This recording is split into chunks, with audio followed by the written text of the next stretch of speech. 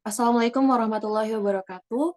Selamat pagi, perkenalkan nama saya Lavina Mardiasta sebagai moderator jalannya presentasi pada pagi hari ini dengan berjudul Manajemen Laba. Guna memenuhi tugas mata kuliah topik khusus dalam akuntansi kelas A dengan dosen pengampu Dr. Reni Oktavia SE MSI AKT. Oke, slide selanjutnya.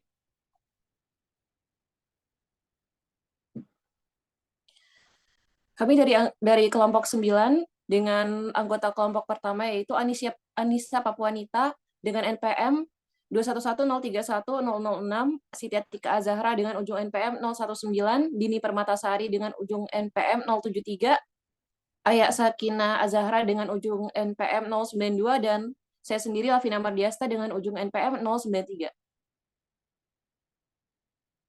Submateri kita pada pagi hari ini adalah yang pertama manajemen laba, yang kedua itu review 10 artikel jurnal.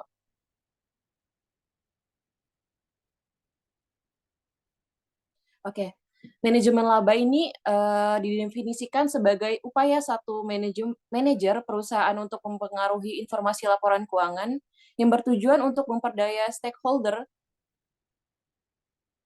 Ketiga jenis strategi manajemen laba yaitu yang pertama, peningkatan laba atau increasing income yang dilakukan oleh manajemen pada periode kini dengan menurunkan tingkat pembebanan di bawah laba bersih. Yang kedua, dilakukannya pengurangan laba pada periode ini oleh manajer untuk melakukan penghapusan atau write-off terhadap periode dengan kinerja buruk.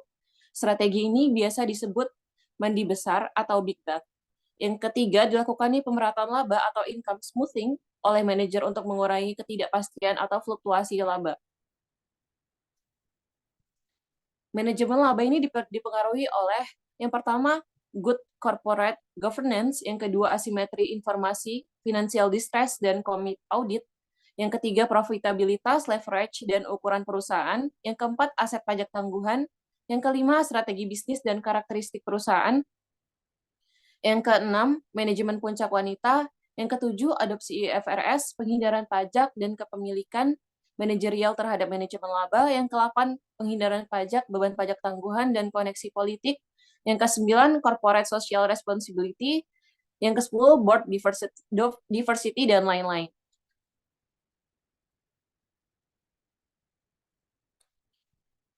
Oke, untuk review artikel pertama akan dijelaskan oleh Dini Permatasari. Kepada Dini Permatasari, dipersilakan.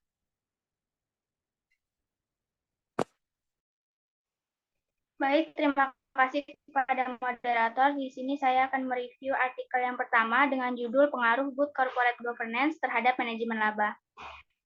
Permasalahannya, manajemen laba dipengaruhi oleh tata kelola sebuah perusahaan. Ini adalah suatu proses dan struktur untuk peningkatan bisnis dan akuntabilitas yang bertujuan untuk mewujudkan nilai pemegang saham dalam jangka panjang dengan tetap memperhatikan kepentingan stakeholder yang lain. Tujuan penelitian ini secara umum yaitu untuk mengetahui praktik manajemen laba yang terdapat dalam suatu perusahaan, sedangkan secara khusus yaitu untuk menilai apakah kepemilikan manajerial memiliki pengaruh terhadap manajemen laba. Yang kedua, apakah kepemilikan institusional memiliki pengaruh terhadap manajemen laba. Yang ketiga, apakah ukuran perusahaan memiliki pengaruh terhadap manajemen laba. Dan yang terakhir, apakah Dewan Komisaris Independen berpengaruh terhadap manajemen laba. Artikel ini memiliki hipotesis yang pertama, yaitu kepemilikan manajerial berpengaruh negatif terhadap manajemen laba. Hipotesis yang kedua, kepemilikan institusional berpengaruh negatif terhadap manajemen laba. Hipotesis yang ketiga, ukuran perusahaan berpengaruh positif terhadap manajemen laba. Dan yang terakhir, hipotesis keempat, Dewan Komisaris Independen berpengaruh negatif terhadap manajemen laba. Alat analisis yang digunakan yaitu analisis regresi berganda. Untuk variabel, dalam penelitian ini variabel yang digunakan adalah variabel manajemen laba sebagai variabel yang dependen, sedangkan kepemilikan manajerial, kepemilikan institusional, ukuran perusahaan, dan Dewan Komisaris Independen sebagai variabel independen. Untuk metode analisis, populasi dan sampel, dalam penelitian ini populasi yang digunakan ialah perbankan yang terdaftar dalam Bursa Efek Indonesia periode 2016 sampai 2018. Jumlah perusahaan yang telah go publik sebanyak 45 perusahaan perbankan, dan dalam penelitian ini diambil 28 perusahaan perbankan. Lalu yang kedua ada teknik pengumpulan data, yaitu menggunakan teknik purposive sampling 2016 sampai 2018 dan laporan keuangan tahunan yang dipublikasikan secara lengkap yang berakhir pada 31 Desember 2009 sampai 2018 dan dinyatakan dalam satuan mata uang rupiah. Teknik analisis data.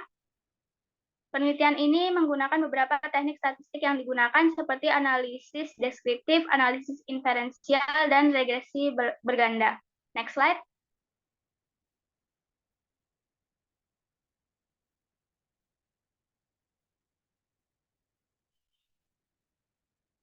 Baik, hasil dan pembahasan dari artikel pertama. Berdasarkan tabel yang ada di layar menunjukkan nilai F sebesar 2,814 dan nilai signifikansi sebesar 0,037. Di mana nilai ini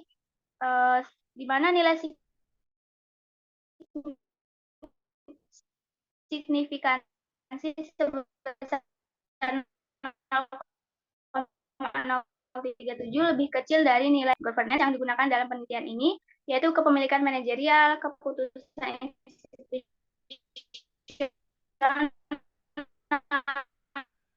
ukuran perusahaan, dan serta Dewan Komisi. Ada pengaruh kepemilikan manajerial terhadap manajemen laba. Laba hasil perhitungan untuk nilai signifikan adalah 0,441 lebih besar terhadap manajemen laba. Hal ini dapat mengindikasikan kepemilikan manajerial kurang mampu menjadi mekanisme corporate governance yang dapat mengurangi ketidakselarasan kepentingan antara manajemen dengan pemilik, pemegang saham, dan pemilik. Lalu untuk yang kedua, ada pengaruh kepemilikan institusional terhadap manajemen laba. Hasil perhitungan untuk nilai signifikan 0,391 lebih besar dari 0,05 dapat disimpulkan kepemilikan institusional tidak berpengaruh terhadap manajemen laba. Hal ini dapat terjadi karena pemilik yang lebih memfokuskan pada laba saat ini atau current earning. Yang ketiga, yaitu ada pengaruh ukuran perusahaan terhadap manajemen laba. Hasil perhitungan untuk nilai signifikan 0,012 lebih kecil daripada 0,05 dapat disimpulkan ukuran perusahaan berpengaruh terhadap manajemen laba. Dan yang terakhir, pengaruh Dewan Komisaris Independen terhadap manajemen laba. Dari hasil perkara disimpulkan Dewan Komisaris Independen tidak berpengaruh terhadap manajemen laba. Next slide.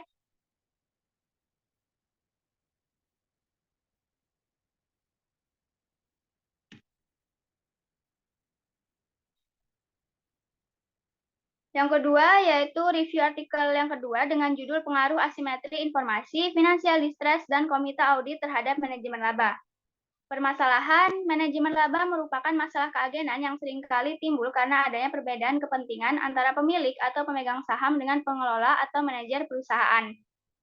Kondisi keuangan perusahaan juga bisa menjadi salah satu alasan bagi pihak manajer dalam melakukan manajemen laba dikarenakan manajer harus memikul tanggung jawab dalam memenuhi kepuasan para pemilik atau pemegang saham melalui kinerja yang diukur dengan laba yang diperoleh perusahaan.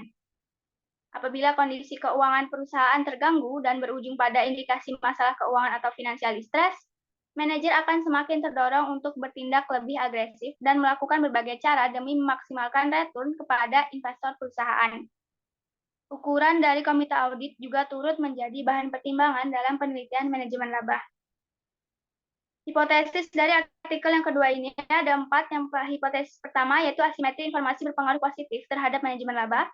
Hipotesis kedua, financial distress berpengaruh positif terhadap manajemen laba.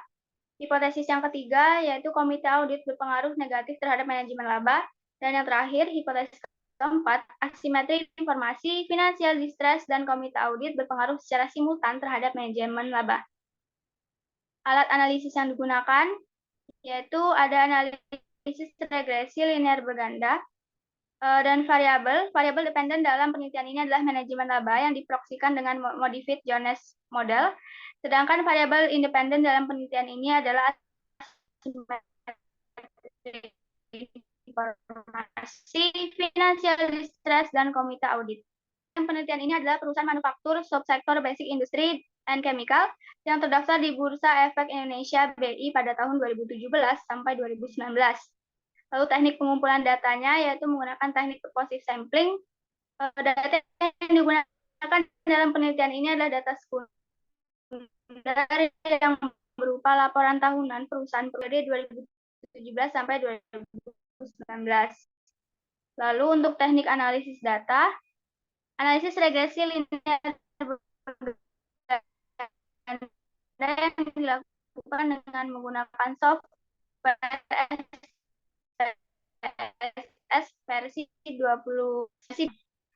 Formulanya dapat dilihat di layar. Next slide.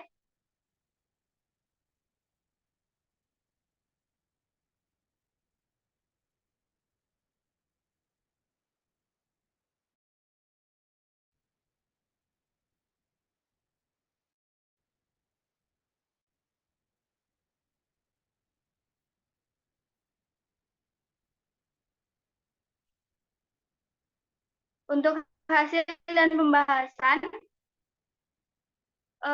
yang pertama berdasarkan hasil pengolahan data yang disajikan tabel 38, di mana dapat di 8. Lalu untuk pengaruh yang pertama, pengaruh asimetri informasi terhadap manajemen laba. Hasil pengujian hipotesis atas pengaruh asimetri informasi terhadap manajemen laba menunjukkan nilai signifikansi sebesar 0,025. Karena nilai signifikansi lebih kecil daripada nilai 0,05, di mana 0,025 lebih kecil daripada 0,05, maka dapat disimpulkan bahwa asimetri informasi berpengaruh terhadap manajemen laba. Ketika tingkat asimetri informasi yang terjadi tinggi dan pemegang saham atau pihak berkepentingan eksternal tidak memiliki akses yang cukup atas informasi yang relevan dalam memonitor tindakan manajer, kondisi ini akan menjadi celah dan menimbulkan praktek manajemen laba. Semakin tinggi tingkat asimetri atau ketidakseimbangan informasi antara manajer dan pemegang saham, maka akan meningkatkan peluang bagi manajer dalam melakukan manajemen laba. Yang kedua, pengaruh finansial distress terhadap manajemen laba. Hasil pengujian hipotesis atas pengaruh finansial distress terhadap manajemen laba menunjukkan nilai signifikansi 0,037. Karena nilai signifikansinya lebih kecil daripada nilai 0,05, maka dapat disimpulkan bahwa finansial distress berpengaruh terhadap manajemen laba. Keberlangsungan hidup perusahaan tergantung dari kondisi keuangan perusahaan itu sendiri. Kondisi perusahaan dan kinerja dari manajer sebagai agen dalam mengelola perusahaan dapat dinilai melalui informasi yang terkandung dalam laporan keuangan. Karena adanya tanggung jawab untuk memenuhi target yang telah ditetapkan, manajer yang memiliki kendali atas perusahaan kemudian dapat melakukan berbagai cara untuk memenuhi kepentingan tersebut. Terlebih ketika kondisi perusahaan mengalami kesulitan keuangan,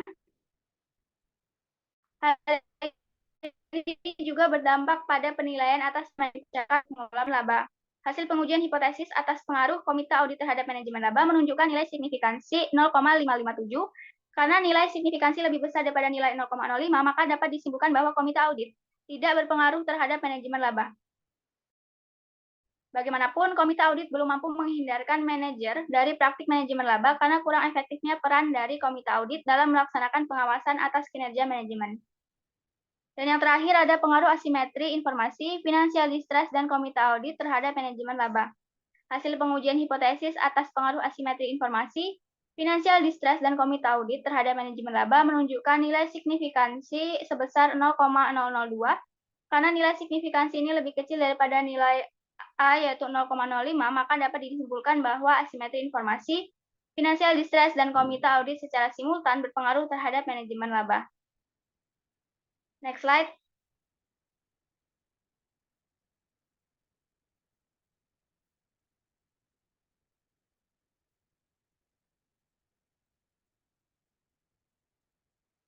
Untuk keunikan dari artikel 1 dan artikel 2 yang telah dibahas, untuk artikel 1, manajemen laba dipengaruhi oleh beberapa faktor, salah satunya adalah praktik good corporate governance. Yang kedua, menganalisis pengaruh komponen good governance terhadap manajemen laba. Yang ketiga, populasi yang digunakan ialah perbankan yang terdaftar dalam Bursa Efek Indonesia atau BI periode 2016 sampai 2018. Yang keempat, menggunakan metode penentuan sampel purposive sampling. Yang kelima, teknik statistik yang digunakan seperti analisis deskriptif, analisis inferensial, dan regresi berganda. Dan yang terakhir, menggunakan teknik analisis regresi berganda. Untuk keunikan dari artikel 2, Manajemen laba merupakan masalah keagenan yang seringkali timbul karena adanya perbedaan kepentingan antara pemilik atau pemegang saham dengan pengelola atau manajer perusahaan. Yang kedua, menganalisis pengaruh asimetri informasi, financial distress, dan komite audit terhadap manajemen laba. Yang ketiga, populasi dalam penelitian ini adalah perusahaan manufaktur subsektor basic industry and chemical yang terdaftar di BI pada tahun 2017 sampai 2019. Yang keempat, menggunakan metode penentuan sampel purposive sampling. Yang kelima, metode analisis data yang digunakan dalam menguji hipotesis dalam penelitian ini adalah analisis regresi linear berganda yang dilakukan dengan menggunakan software SPSS versi 25. Dan yang terakhir, menggunakan teknik analisis regresi linear berganda. Itu saja yang bisa saya presentasikan mengenai review artikel 1 dan artikel 2. Selanjutnya akan dilanjutkan oleh rekan saya.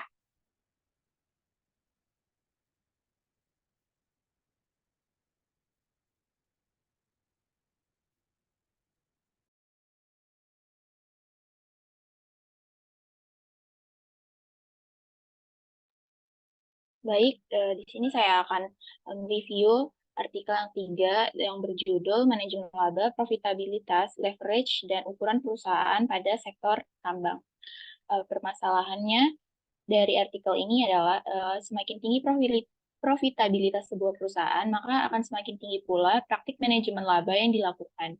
Sedangkan leverage dan ukuran perusahaan ternyata tidak memberi pengaruh yang signifikan terkait dengan aktivitas manajemen laba sejauh hasil perusahaan-perusahaan tambang yang menjadi sampel. Baik, untuk hipotesis dari artikel ini yang pertama ada profitabilitas, leverage, dan ukuran perusahaan memiliki pengaruh positif terkait manajemen laba. Hipotesis yang kedua, profitabilitas memiliki pengaruh positif terkait manajemen laba. Yang ketiga ada leverage memiliki pengaruh positif terkait manajemen laba. Dan yang keempat ada ukuran perusahaan memiliki pengaruh negatif terkait manajemen laba. Baik, selanjutnya ada alat analisis. Alat analisisnya sendiri menggunakan analisis regresi linear berganda variabel. Ada variabel dependent tentang manajemen laba, yang kedua ada variabel independen tentang profitabilitas, leverage, dan ukuran perusahaan. Yang selanjutnya ada metode analisis. Metode analisisnya yang pertama adalah populasi dan sampel. Nah, untuk populasi dan sampel perusahaan sektor pertambangan yang telah terpublikasi dalam Bursa Efek Indonesia yang memiliki laporan keuangan tahun 2015 sampai dengan 2018 secara berkesinambungan, sehingga diperoleh populasi 196 perusahaan pada sektor pertambangan, sehingga berdasarkan parameter tersebut diperoleh sampel penelitian sebesar 100 perusahaan sektor pertambangan. Yang kedua, teknik pengumpulan data. Nah, data yang digunakan adalah data sekunder yang berasal dari laporan keuangan tahunan perusahaan 2015 yang terpublish di web masing-masing perusahaan atau Bursa Efek Indonesia. Yang ketiga ada teknik analisis data. Analisis data menggunakan uji koefisien determinasi, uji simultan, dan uji parsial. Nah, yang selanjutnya ada hasil dan pembahasan dari artikel 3. Nah, dalam tabel 3 yang tentang hasil koefisien determinasi, nilai koefisien determinasinya R-score sebanyak 0,085. Hal ini menggambarkan adanya kontribusi sebanyak 8,5% dari profitabilitas, leverage, serta ukuran perusahaan dalam mempengaruhi aktivitas manajemen laba perusahaan pada sektor pertambangan. Untuk tabel yang keempat, tentang analisis tentang hasil uji variabel F, itu memperlihatkan nilai F dihitung sejumlah 2,959 dengan tingkat signifikan sejumlah 0,036. Dari tabel F diperoleh nilai F tabel dengan DFL variabel independen sama dengan 3 dan DF sama dengan N min K min 1 sama dengan 100 min 3 min 1 sama dengan 96 sebesar 2,700. Maka demikian lebih besar dari F tabel, maka keputusan uji simultan ialah ditolak. hipotesis, sehingga tingkat signifikansi hasil uji simultan ini dapat dilihat dalam tabel. Yang ketiga, tabel 5, hasil uji dari variabel T. Nilai T dihitung variabel profitabilitas ROA ialah 2,677 dan lebih besar dibanding T tabel, sehingga profitabilitas memiliki pengaruh terkait manajemen laba. Kemudian nilai T dihitung variabel leverage ialah 1,527 dan lebih kecil dibanding T tabel. Dengan demikian, leverage tidak mempunyai pengaruh terkait manajemen laba, sehingga nilai T dihitung untuk variabel ukuran perusahaan dan lebih kecil dari T tabel, sehingga perusahaan tidak mempunyai pengaruh terkait manajemen laba. Nah, dapat disimpulkan hasil pengujian serta simultan pada artikel ini bahwa ROA, DAR, dan log-nya, log total aset, mempunyai pengaruh positif pada aktivitas discretionary accrual. Hal tersebut dapat didefinisikan bahwa setiap perubahan pada ROA mempengaruhi discretionary accrual. Selanjutnya dibuktikan bahwa DAR tidak mempunyai pengaruh pada discretionary accrual. Hal ini berarti setiap perubahan yang terjadi pada DAR tidak mempengaruhi terhadap discretionary accrual. Kemudian hasil penelitian juga menunjukkan ukuran perusahaan atau log total aset tidak mempunyai pengaruh pada discretionary accrual. Hal tersebut dapat didefinisikan setiap perubahan yang ada pada total aset tidak mempengaruhi. Baik, yang keempat, selanjutnya review artikel yang keempat. Nah, judul dari artikel yang keempat ialah pengaruh perencanaan pajak terhadap manajemen laba. Permasalahan yang timbul ialah bagi perusahaan, pajak merupakan salah satu jenis biaya yang menjadi fokus perhatian. Perencanaan pajak merupakan faktor yang mempengaruhi manajemen laba. Perencanaan pajak atau tax planning merupakan salah satu fungsi dari manajemen pajak guna memperkirakan besarnya pajak yang seharusnya akan dibayar serta cara-cara yang dilakukan untuk memperkecil pajak. Faktor lain yang mempengaruhi manajemen laba adalah beban pajak tangguhan. Untuk artikel ini ada beberapa hipotesis. Yang pertama, perencanaan pajak berpengaruh terhadap manajemen laba. Hipotesis yang kedua, beban pajak tangguhan berpengaruh terhadap manajemen laba. Untuk hipotesis yang ketiga, aset pajak tangguhan berpengaruh terhadap manajemen laba. Hipotesis yang keempat, kepemilikan manajerial berpengaruh terhadap manajemen laba. Dan untuk hipotesis yang kelima, free cash flow berpengaruh terhadap manajemen laba. Untuk alat analisisnya sendiri, itu menggunakan regresi linear berganda dengan persamaan regresi. Untuk variabelnya sendiri, menggunakan variabel dependent dan independent. Di variabel dependent itu menggunakan manajemen laba, yang independen perencanaan pajak, beban pajak tangguhan, aset pajak tangguhan, kepemilikan manajerial, dan free cash flow. Nah, untuk metode analisisnya sendiri, populasi dan sampelnya menggunakan perusahaan yang terdaftar dalam Bursa Efek Indonesia periode 2015-2007 sampai 2017. Untuk teknik pengumpulan datanya sendiri, itu menggunakan purposing sampling.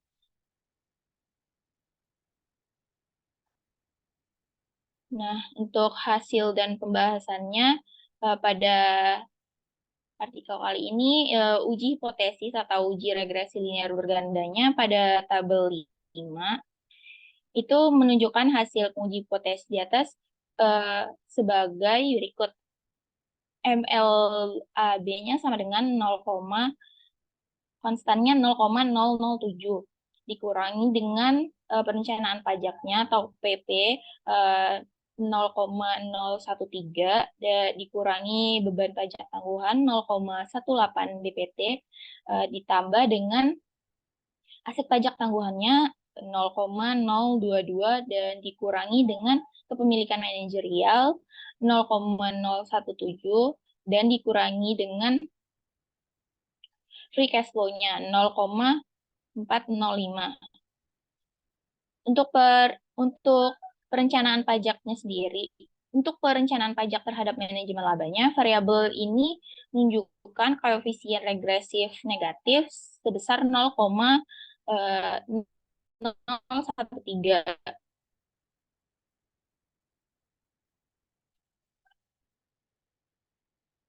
0,13 dengan tingkat signifikan A sebesar 0,445, lebih besar dari A sama dengan 5%. Maka pada variabel 1, pada hipotesis 1 itu ditolak. Yang berarti perencanaan pajaknya tidak dapat mempengaruhi perusahaan dalam melakukan manajemen laba. Untuk yang kedua, itu pengaruh beban pajak tangguhan terhadap manajemen laba. Untuk variabel ini menunjukkan koefisien regresi negatifnya sebesar 0,018 dengan tingkat signifikan sebesar 0,297, lebih besar dari A sama dengan 5%. Maka hipotesis kedua juga ditolak, yang berarti beban pajak tangguhan tidak dapat mempengaruhi perusahaan dalam melakukan manajemen laba. Yang ketiga, pengaruh aset pajak tangguhan terhadap manajemen laba. Pada variabel ini, aset pajak tangguhan menunjukkan nilai koefisien sebesar 0,022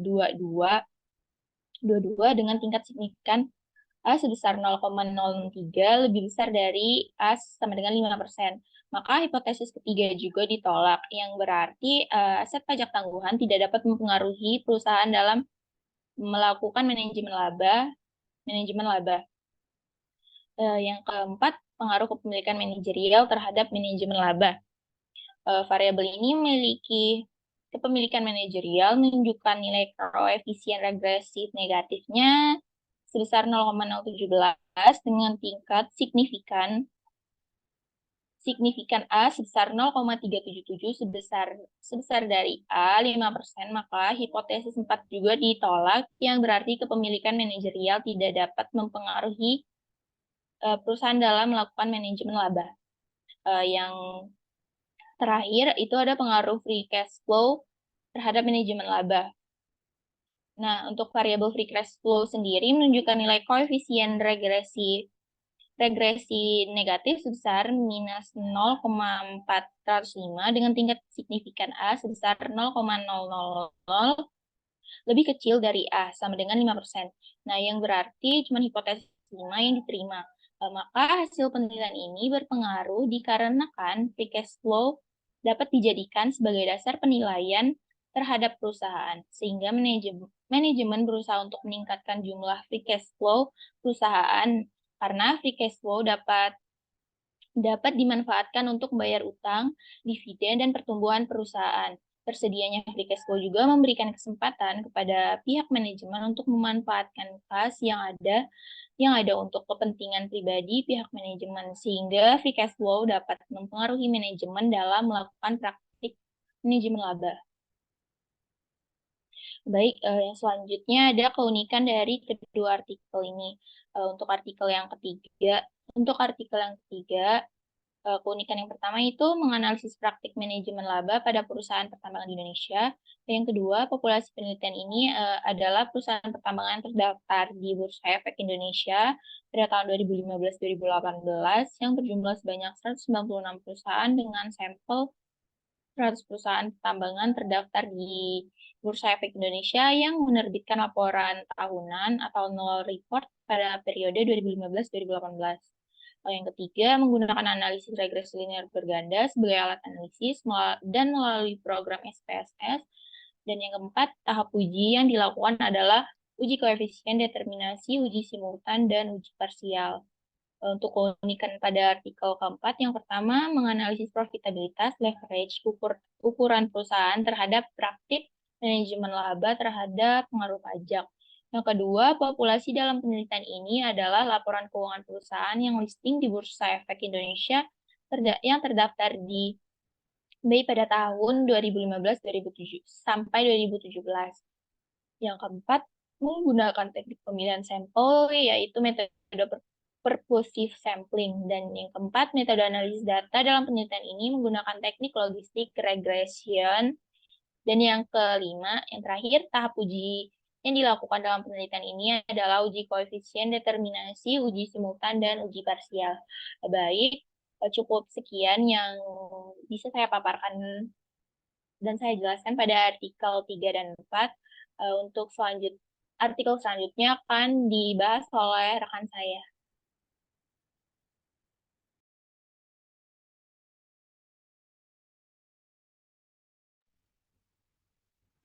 Baik, selanjutnya saya akan mereview artikel 5 yang berjudul Pengaruh Strategi Bisnis dan Karakteristik Perusahaan Terhadap Manajemen Laba.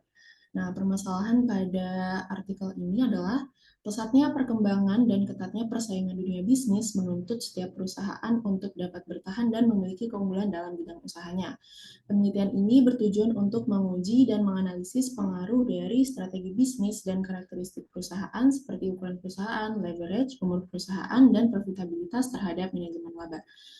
Hasil hipotesis dari review artikel 5 ini terdapat 5 uji hipotesis. Yang pertama yaitu H1, strategi bisnis berpengaruh positif terhadap manajemen laba. H2, ukuran perusahaan berpengaruh negatif terhadap manajemen laba. H3, leverage berpengaruh positif terhadap manajemen laba. H4, umur perusahaan berpengaruh negatif terhadap manajemen laba. Dan yang terakhir yaitu H5, profitabilitas berpengaruh positif terhadap manajemen laba. Alat analisis yang digunakan adalah analisis regresi berganda dengan dua variabel, yaitu variabel dependen dan variabel independen. Variabel dependen terdiri dari manajemen laba dan variabel independen terdiri dari strategi bisnis, ukuran perusahaan, leverage, umur perusahaan, dan profitabilitas. Penelitian ini menggunakan populasi dan sampel, yaitu perusahaan manufaktur sektor industri barang konsumsi yang terdaftar di Bursa Efek Indonesia tahun 2012 sampai dengan tahun 2016. Teknik pengumpulan datanya yaitu menggunakan purposive sampling. Next.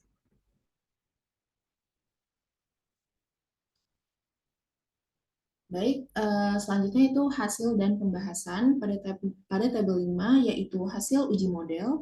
Berdasarkan uji model menunjukkan bahwa hasil uji statistik F memiliki probabilitas besar 0,026, lebih kecil dari 0,05. Maka dapat disimpulkan bahwa salah satu dari variabel independen secara stimulan mempengaruhi variabel dependen, yaitu manajemen laba.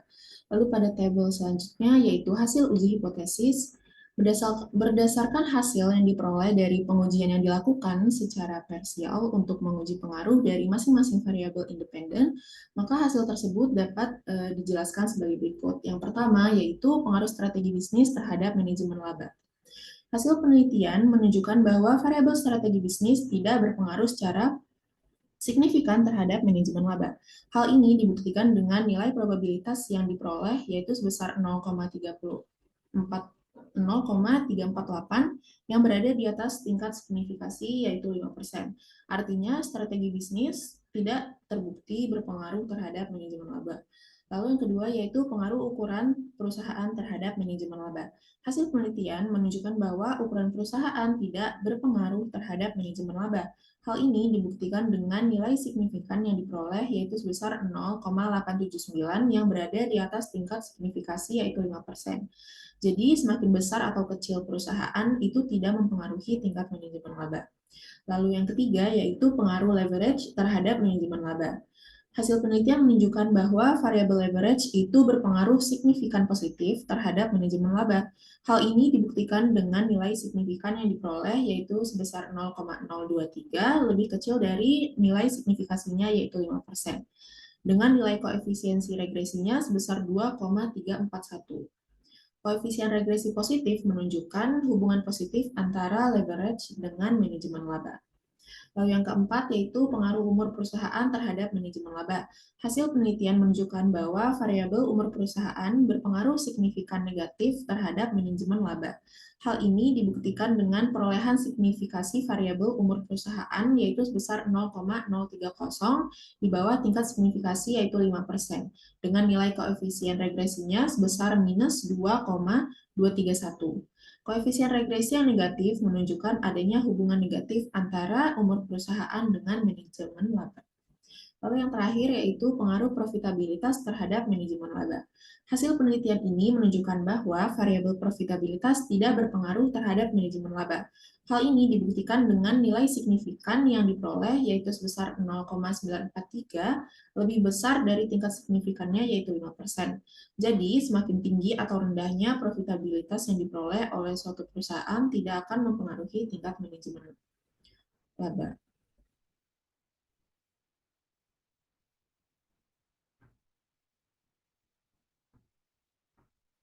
Lalu selanjutnya yaitu artikel ke-6 dengan judul Pengaruh Manajemen Puncak Wanita Terhadap Manajemen Laba. Nah, permasalahan utama pada artikel ini adalah keberadaan wanita dalam manajemen puncak merupakan salah satu isu tata kelola perusahaan yang sedang berkembang beberapa tahun terakhir. Keberadaan wanita dalam manajemen puncak ini menjadi hal yang menarik untuk diteliti karena masih terdapat pandangan bahwa pria itu lebih pantas menduduki jabatan pemimpin di perusahaan. Nah, tujuan dari artikel ini sendiri yang pertama yaitu untuk menguji pengaruh keberadaan CEO wanita, CFO wanita, Dewan Komisaris Wanita, dan Komite Audit Wanita terhadap manajemen laba akrual. Yang kedua, apakah pria dan wanita akan bertindak berbeda dalam menghadapi masalah yang sama. Nah, hasil uji hipotesis pada artikel ini itu terdapat 4 hasil, yaitu CEO yang pertama H1, CEO wanita berpengaruh negatif signifikan terhadap manajemen laba. Yang kedua H2, CFO wanita berpengaruh negatif signifikan terhadap manajemen laba. H3, Dewan Komisaris Wanita berpengaruh negatif signifikan terhadap manajemen laba. Dan yang terakhir H4, Komite Audit Wanita berpengaruh negatif signifikan terhadap manajemen laba. Alat analisis yang digunakan adalah analisis regresi linear berganda dengan menggunakan 3 variabel, yaitu variabel dependennya manajemen laba, variabel independennya yaitu CEO wanita, CFO wanita, Dewan Komisaris Wanita, dan Komite Audit Wanita. Lalu variabel kontrolnya adalah loss, leverage, ukuran perusahaan, dan pertumbuhan penjualan. Metode analisis selanjutnya yaitu populasi dan sampel menggunakan 304 sampel perusahaan yang tercatat di Bursa Efek Indonesia pada tahun 2013 dan teknik pengumpulan datanya menggunakan purposive sampling.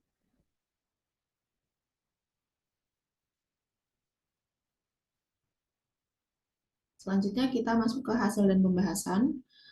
Yang pertama itu ada uji koefisien determinasi atau R2. Pada tabel 5 dapat kita lihat adjusted R2 sebesar 0,139.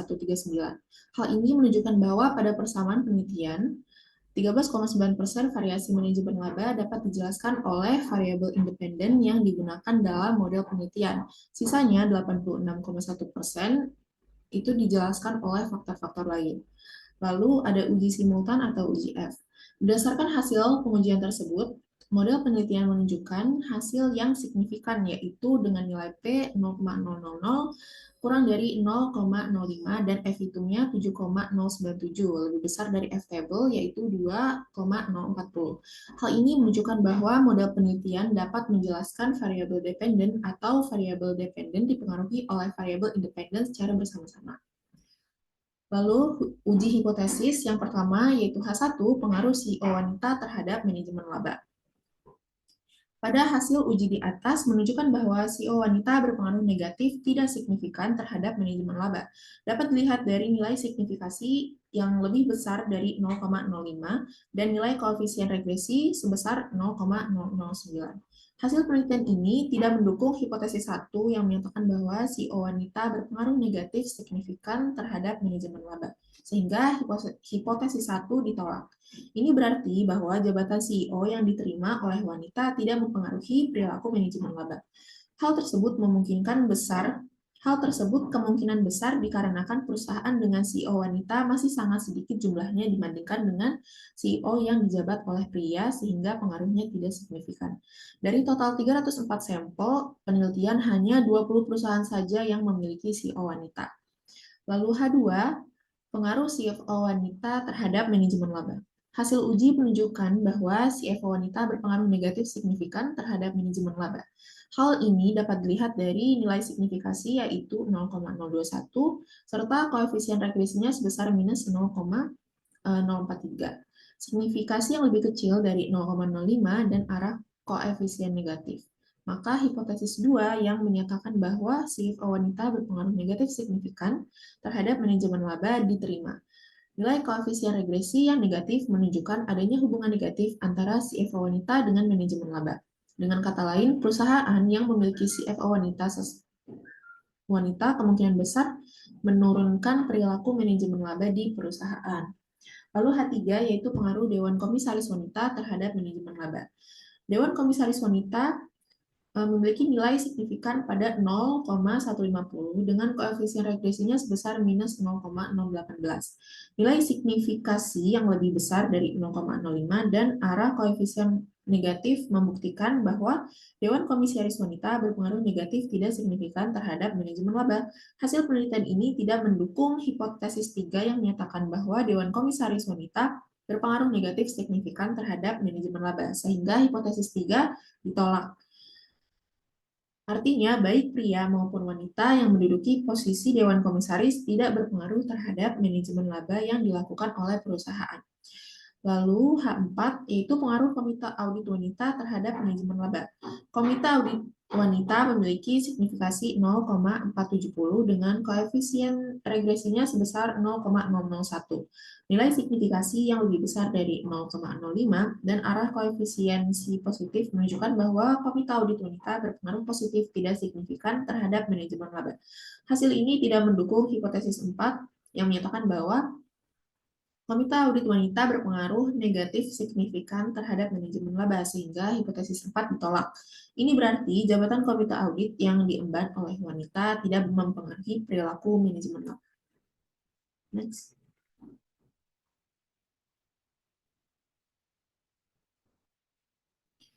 Lalu selanjutnya itu variabel kontrol. Yang pertama adalah pengaruh kerugian atau loss terhadap manajemen laba. Variabel loss memiliki signifikasi 0,00 dengan koefisien regresi sebesar minus 0,130 yang membuktikan bahwa kerugian berpengaruh negatif signifikan terhadap manajemen laba. Lalu yang selanjutnya pengaruh leverage terhadap manajemen laba. Variabel leverage memiliki signifikasi 0,034 dengan koefisien regresi sebesar minus 0,055 yang membuktikan bahwa leverage berpengaruh negatif signifikan terhadap manajemen laba. Ya, lalu yang selanjutnya pengaruh ukuran perusahaan terhadap manajemen laba. Variabel ukuran perusahaan memiliki signifikasi 0,287 dengan koefisien regresi sebesar 0,006 yang membuktikan bahwa ukuran perusahaan berpengaruh positif tidak signifikan terhadap manajemen laba. Lalu yang terakhir adalah pengaruh pertumbuhan penjualan terhadap manajemen laba. Variabel pertumbuhan penjualan memiliki nilai signifikasi 0,045 dengan koefisien regresi sebesar 0,082 yang membuktikan bahwa ukuran perusahaan berpengaruh positif signifikan terhadap manajemen laba.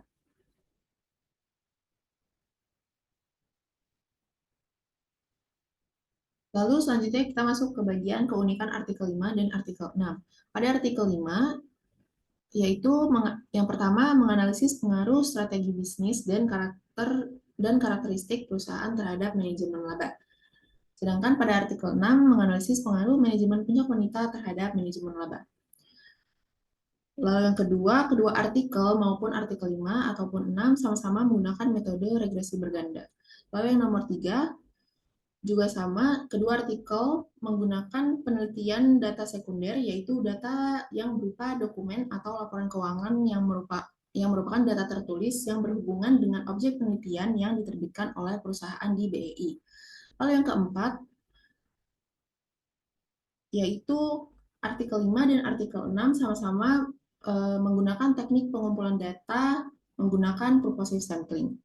Lalu yang kelima, di setiap akhir pembahasan, penulis selalu menuliskan penguat pembahasan dengan penelitian terdahulu yang mendukung kebenaran pembahasan, baik di artikel 5 maupun di artikel 6.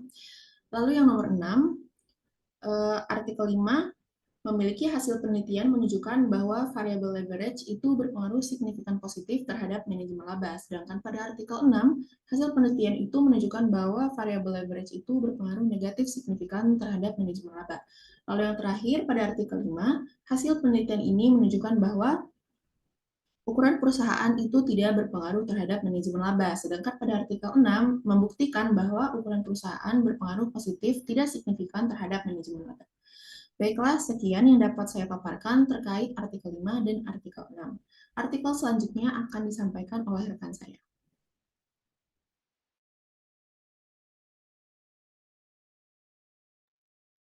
Oke.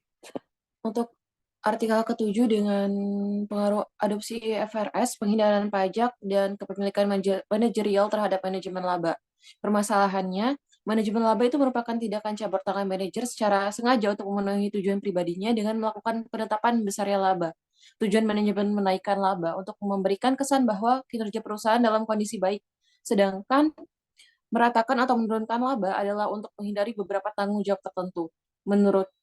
Menurutnya, tindakan manajemen guna menarik minat investor yang melibatkan terjadinya pelanggaran, kejahatan, dan konflik termasuk melakukan praktik manajemen laba. Hipotesis. Hipotesis pertama itu adopsi IFRS berpengaruh negatif terhadap manajemen laba. Hipotesis kedua, penghindaran pajak berpengaruh positif terhadap manajemen laba. Hipotesis ketiga, kepemilikan manajerial berpengaruh negatif terhadap manajemen laba. Alat analisis yang digunakan adalah analisis regresi linear variabel. Dengan variabel dependennya itu manajemen laba, variabel independennya IFRS, penghindaran pajak, dan kepemilikan manajerial. Untuk metode analisisnya, populasi dan sampel yang digunakan adalah perusahaan indeks LQ45 yang terdaftar dalam Bursa Efek Indonesia periode 2014-2018. Untuk teknik pengumpulan datanya menggunakan persuasive sampling. Teknik analisis datanya menggunakan disrectional accrual atau DA. Selanjutnya,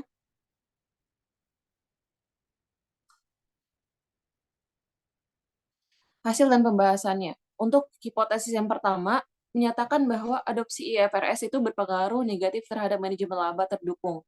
Berdasarkan tujuan penyusunan standar IFRS yang berterima internasional adalah untuk meningkatkan kualitas angka akuntansi agar dapat mencerminkan kondisi ekonomi yang kinerjanya perusahaan yang sebenarnya. Kualitas akuntansi ini ditandai oleh manajemen laba yang kecil, pengakuan rugi tepat waktu, dan memiliki relevansi nilai yang tinggi. Untuk hipotesis kedua atau H2 yang menyatakan bahwa penghindaran pajak berpengaruh positif terhadap manajemen laba, tidak terdukung. Manajer yang melakukan penghindaran pajak dengan tujuan untuk mengurangi beban pajak terutang yang harus dibayar justru meningkatkan terjadinya manajemen laba. Manajer yang meningkatkan laba akuntansi dengan manajemen laba juga memiliki konsekuensi beban pajak terutang akan meningkat. Untuk hipotesis ketiga dari tabel tersebut, menyatakan bahwa kepemilikan manajerial berpengaruh negatif terhadap manajemen laba terdukung. Berdasarkan hasil penelitian yang telah dilakukan sejalan dengan penelitian yang dilakukan oleh Purnama, yang menyatakan bahwa kepemilikan manajerial berpengaruh menekan tindakan manajemen laba karena manajer sebagai pemegang saham perusahaan dan pengawas pihak internal akan termotivasi untuk mempersiapkan laporan keuangan yang berkualitas. Selanjutnya,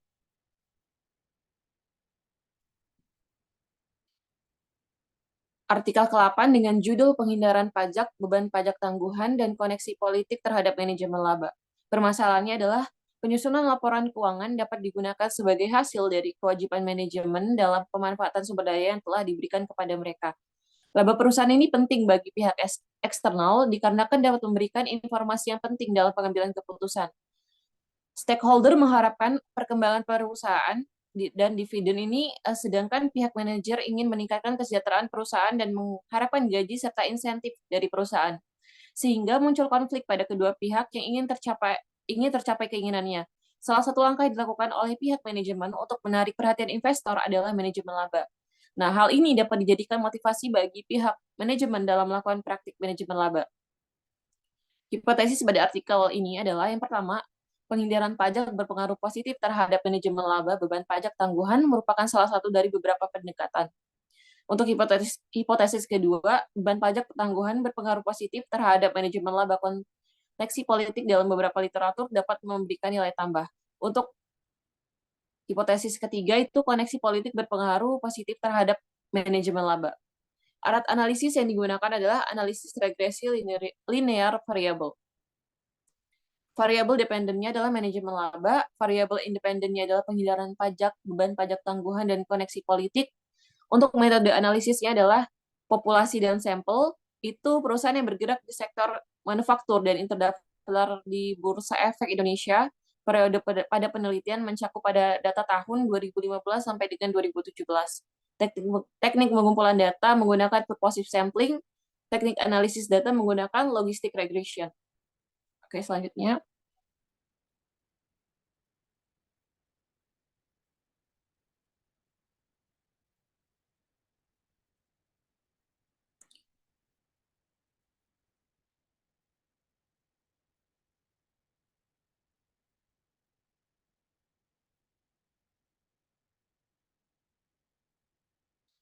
Hasil dan pembahasan. Berdasarkan hasil dari pengujian yang telah dilakukan, maka dapat disimpulkan sebagai berikut. Yang pertama itu penghindaran pajak memiliki nilai signifikan sebesar 0,3273 lebih besar dari alfa, sehingga hipotesis 1 ditolak. Artinya, tinggi atau rendahnya tingkat penghindaran pajak tidak dapat mempengaruhi dalam praktik manajemen laba. Yang kedua, beban pajak tangguhan memiliki nilai signifikan sebesar 0,3832 lebih besar dari alfa, sehingga hipotesis kedua ditolak. Artinya besar atau kecilnya beban pajak tangguhan tidak mempengaruhi manajemen untuk melakukan praktik manajemen laba. Yang ketiga, koneksi politik memiliki nilai signifikan sebesar 0,3584 lebih besar dari alfa, sehingga hipotesis ketiga ditolak. Artinya ada atau tidak adanya koneksi politik suatu perusahaan tidak berpengaruh terhadap praktik manajemen laba. Nah, untuk variabel kontrol dalam penelitian ini adalah sebagai berikut. Yang pertama itu, ukuran perusahaan memiliki nilai signifikan sebesar 0,0142 lebih kecil dari alfa, artinya bahwa ukuran perusahaan ini cenderung mendapatkan tekanan-tekanan untuk memenuhi keinginan pasar, sehingga terdorong untuk melakukan praktik manajemen laba. Yang kedua, leverage memiliki nilai signifikan sebesar 0,0809 lebih kecil dari alfa, artinya perusahaan dengan rasio hutang yang tinggi cenderung melakukan praktik manajemen laba dan untuk memberikan kepercayaan kepada investor untuk menginvestasikan saham ke perusahaan tersebut.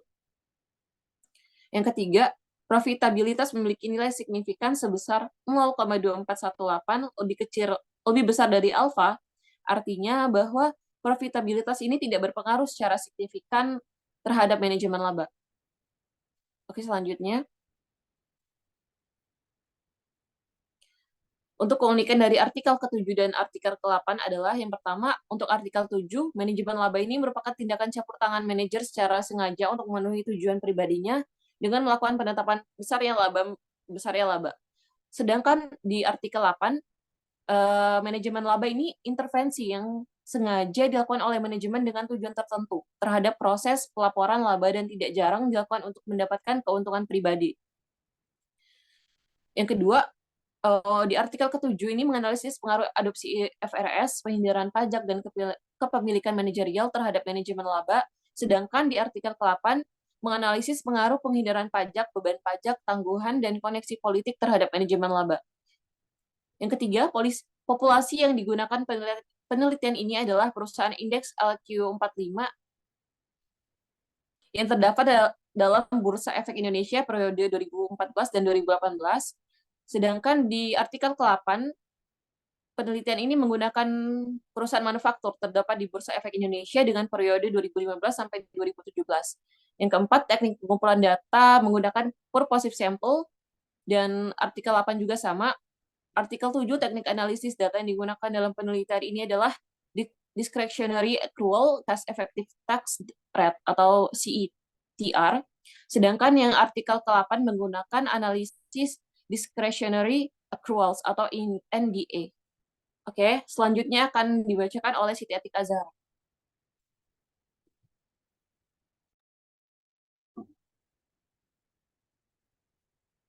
Di sini saya akan mereview artikel ke-9 dan ke-10. Jadi untuk artikel yang 9 adalah Corporate Social Responsibility terhadap manajemen laba dan kinerja perusahaan. Permasalahan yang diangkat pada penelitian ini adalah pada era saat ini, perusahaan dituntut untuk tidak hanya mengejar laba semata, tetapi juga mengejar tanggung jawab sosial atau corporate social responsibility. Keterlibatan perusahaan dalam program CSR diharapkan dapat membangun citra positif bagi pemangku kepentingan yang pada akhirnya diharapkan dapat berdampak dengan meningkatnya kinerja perusahaan.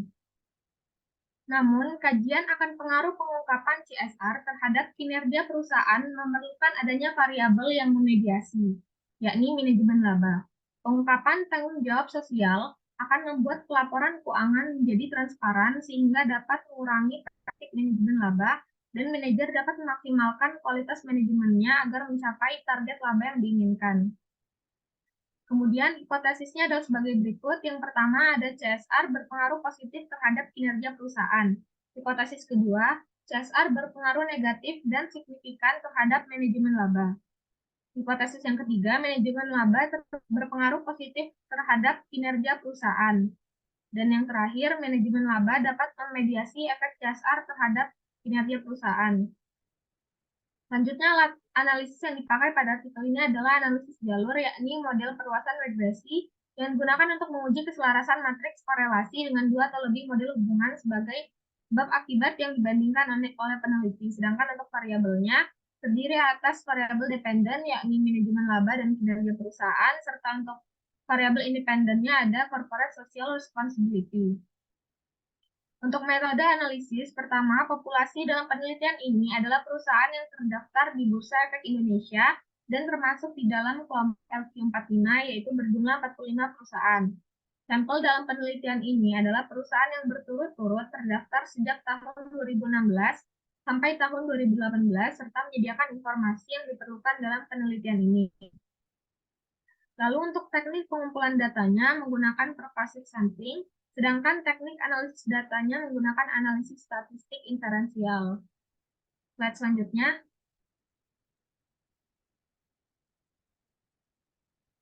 Jadi untuk hasil penelitian ini dapat dilihat pada tabel-tabel yang sudah ditampilkan di layar. Tabel 2 menunjukkan bahwa rata-rata nilai CSR berada pada kisaran 0,7316 yang menunjukkan bahwa CSR perusahaan sebesar 0,7316% dari total pengungkapan yang dimiliki. Untuk tabel 3 menunjukkan bahwa pengaruh CSR terhadap kinerja perusahaan menunjukkan nilai koefisien jalur sebesar 0,680 dengan nilai P kurang dari 0,05. Hasil tersebut mengindikasikan bahwa CSR berpengaruh positif signifikan terhadap kinerja perusahaan. Dengan demikian, hipotesis 1 diterima. Dari tabel 3 diketahui bahwa pengaruh CSR terhadap manajemen laba menunjukkan hasil koefisien jalur sebesar negatif 0,131 dan signifikan pada tingkat 0,05. Sehingga dapat disimpulkan bahwa pengaruh CSR berpengaruh negatif signifikan terhadap manajemen laba, yang berarti hipotesis 2 diterima.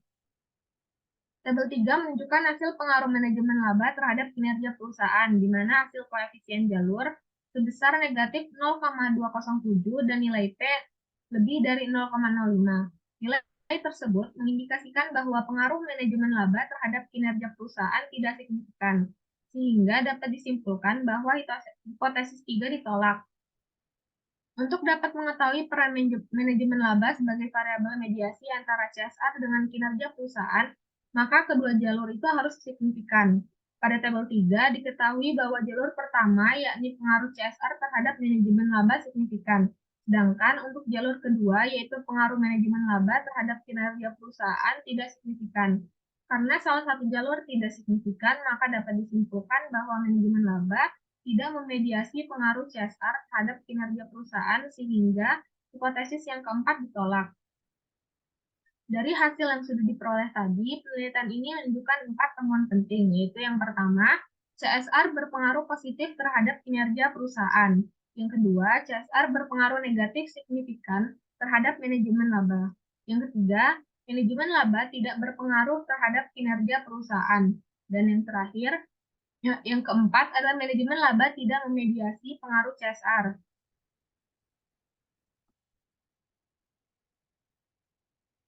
Selanjutnya adalah review artikel yang ke-10, yakni pengaruh board diversity terhadap manajemen laba. Permasalahan yang diangkat dalam mengatasi masalah agensi dan perilaku manajemen dalam melakukan kebijakan menaikkan atau menurunkan laba dalam laporan keuangan, maka diperlukan adanya tata kelola perusahaan yang baik dengan menerapkan konsep good corporate governance sehingga dapat mengawasi kinerja pengelola perusahaan.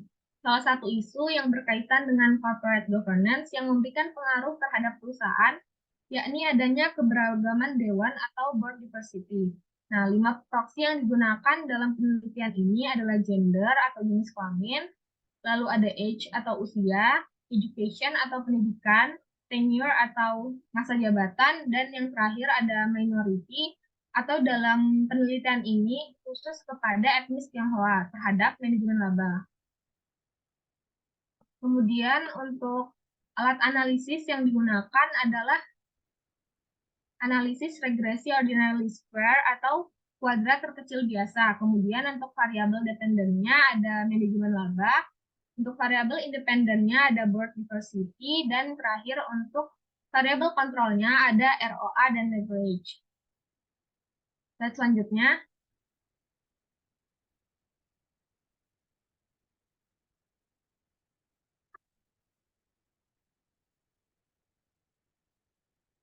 Slide selanjutnya.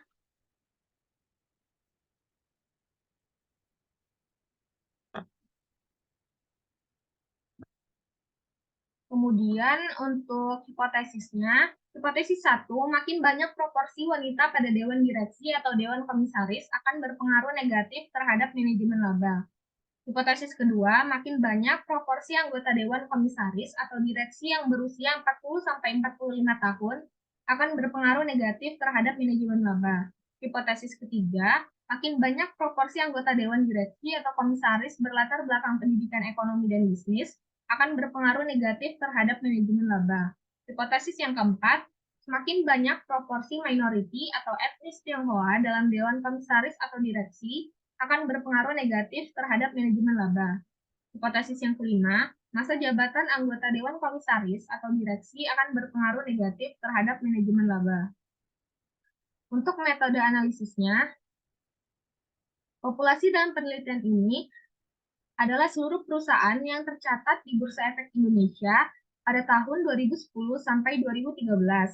Jumlah sampel dalam penelitian ini sebanyak 96 perusahaan per tahun, sehingga total sampelnya sebanyak 384 observasi.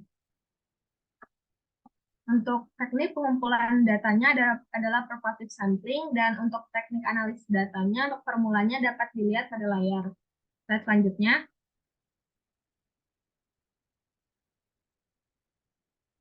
Dari penelitian tadi menghasilkan hasil yang bisa dilihat di layar, ada tabel 2 sampai tabel 7. Untuk tabel kedua itu merupakan hasil uji statistik deskriptif, sedangkan untuk tabel ketiga sampai tabel ke-7 itu merupakan hasil uji regresi.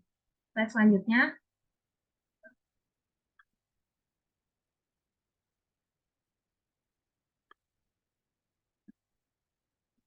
Nah, untuk pembahasannya, yang pertama ada pengaruh gender terhadap manajemen laba. Berdasarkan hasil uji regresi pada tabel ketiga, hipotesis pertama H1 tidak dapat didukung. Hal ini dilihat dari nilai p-value H1 sebesar 0,19125. Hal ini menunjukkan bahwa gender tidak berpengaruh terhadap adanya manajemen laba. Yang kedua ada pengaruh age terhadap manajemen laba. Berdasarkan hasil uji regresi pada tabel 4, hipotesis kedua tidak dapat didukung dan ditunjukkan dengan nilai p-value sebesar 0,23955. Hal ini menunjukkan bahwa usia tidak berpengaruh terhadap adanya manajemen laba. Selanjutnya ada pengaruh education terhadap manajemen laba. Berdasarkan hasil uji regresi pada tabel 5, hipotesis ketiga tidak dapat didukung ditunjukkan dengan nilai p-value sebesar 0,46095. Hal ini menunjukkan bahwa education tidak berpengaruh terhadap adanya manajemen laba. Selanjutnya adalah pengaruh minority terhadap manajemen laba. Uji hipotesis kelima menunjukkan bahwa minority tidak berpengaruh signifikan terhadap adanya manajemen laba. Yang terakhir ada pengaruh tenure terhadap manajemen laba. Uji hipotesis yang terakhir ini menunjukkan bahwa masa jabatan berpengaruh positif terhadap adanya manajemen laba. Nah, jadi perusahaan yang dipimpin oleh wanita maupun pria tidak berpengaruh terhadap manajemen laba. Untuk dewan direksi atau komisaris dengan latar belakang pendidikan ekonomi dan bisnis Umur dewan 40-45 tahun dan juga latar belakang etnis Tionghoa tidak memengaruhi adanya praktik manajemen laba. Persentase pimpinan perusahaan wanita yang rendah serta persentase anggota dewan dengan umur 40-45 tahun yang cenderung rendah, latar belakang pendidikan ekonomi dan bisnis, serta anggota dewan dengan latar belakang etnis Tionghoa tidak berpengaruh terhadap adanya praktik manajemen laba. Keberadaan dewan direksi atau komisaris dengan latar belakang masa jabatan lebih dari 5 tahun cenderung berani untuk melakukan manajemen laba. Seorang dewan direksi baru membutuhkan waktu berkisar antara 3 dan 5 tahun untuk memperoleh pemahaman yang memadai mengenai perusahaan. Sehingga dengan adanya anggota dewan dengan masa jabatan lebih dari 5 tahun, memiliki pengetahuan yang cukup untuk melakukan manajemen laba. Slide selanjutnya.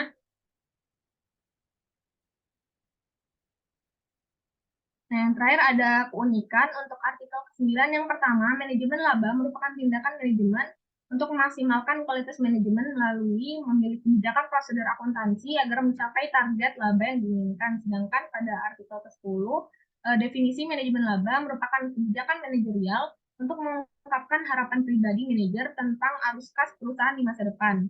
Yang kedua, artikel ke-9 menganalisis pengaruh langsung dan tidak langsung corporate social responsibility terhadap kinerja perusahaan melalui manajemen laba.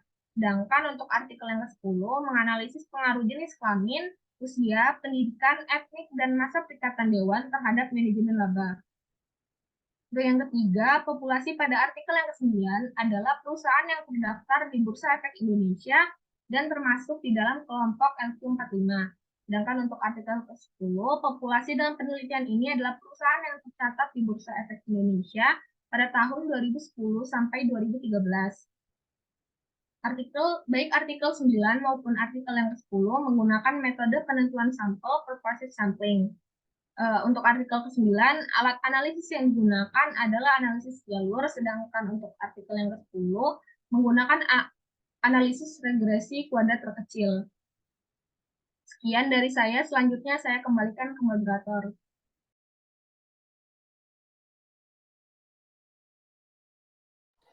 Oke, terima kasih Siti Atika Zahra.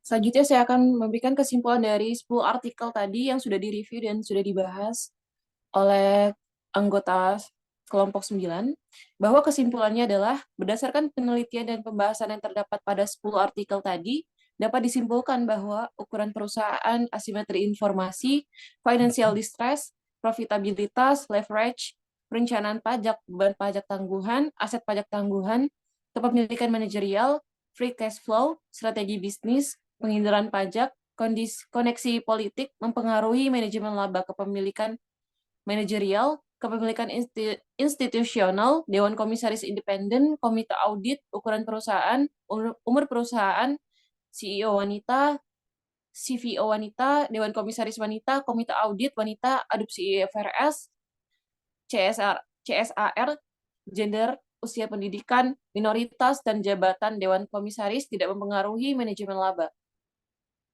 Cukup sekian dari kelompok kami yang dapat disampaikan. Untuk lebih dan kurangnya mohon maaf dan kami mohon ampun kepada Allah Subhanahu wa taala. Wassalamualaikum warahmatullahi wabarakatuh.